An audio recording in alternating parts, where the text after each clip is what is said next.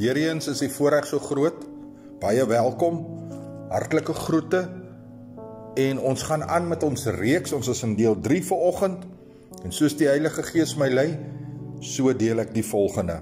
Die opskrif van deel 3 is 'n welis om in beheer te wees, of om die eerste te wees, a lust for power. Hierdie gedeelte word ook in die woord opgeskryf, en Jesus homself kom demonstreer dit. In Markus 10, vers 44, ek lees uit die 53 vertaling, sê dit die volgende: en elkeen wat onder julle die eerste wil word, moet almal se dienskneg wees. Mark 10 in the Amplified verse 44 says, and whoever wishes to be most important and first in rank among you must be a slave of all. In die 2020 nuwe vertaling sê, en wie eerste onder julle wil wees, moet almal se slaaf wees. Baie groot woorde. Weet jy, party mense gee nie om oor geld en die status van geld en om meer geld te hê nie. Maar hulle het 'n welis vir dominansie. En hulle wil in beheer wees. Hulle wil die grootste wees. Hulle moet altyd raak gesien word.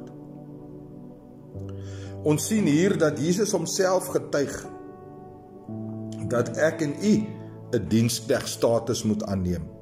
Liewers as om in beheer, altyd in beheer te wees en om dominansie uit te voer. Dink 'n bietjie daaroor na, wanneer u dalk self of ander sien, wat altyd die eerste wil wees, wat altyd beheer wil neem, waar al die oë op hom of haar moet wees. Weet jy, kom ons kyk wat sê die 45ste vers, dit sê, want die seun van die mens, en ons weet nou, dit is Jesus, het ook nie gekom om gedien te word nie, maar om te dien, en sy lewe te gee, as 'n losprys vir baie. Die Engels sê, for even the Son of Man came not to have service rendered to him, but to serve, and to give his life as a ransom for many. U sien dan duidelik dat ons moet liewers dan 'n diensknegstatus of 'n slaafstatus aanneem. In ander woorde, wees liewers die minste, maar die meeste tyd in die woord. En pas die woord toe in u lewe. En soek altyd eers die koninkryk van God. En al hierdie ander dinge sal vir u bygevoeg word. Soek die koninkryk van God en sy geregtigheid, en al hierdie dinge sal bygevoeg word. Matteus 6 vers 33. Ek los hierdie saak by u. Mag die Here uitmuntend seën.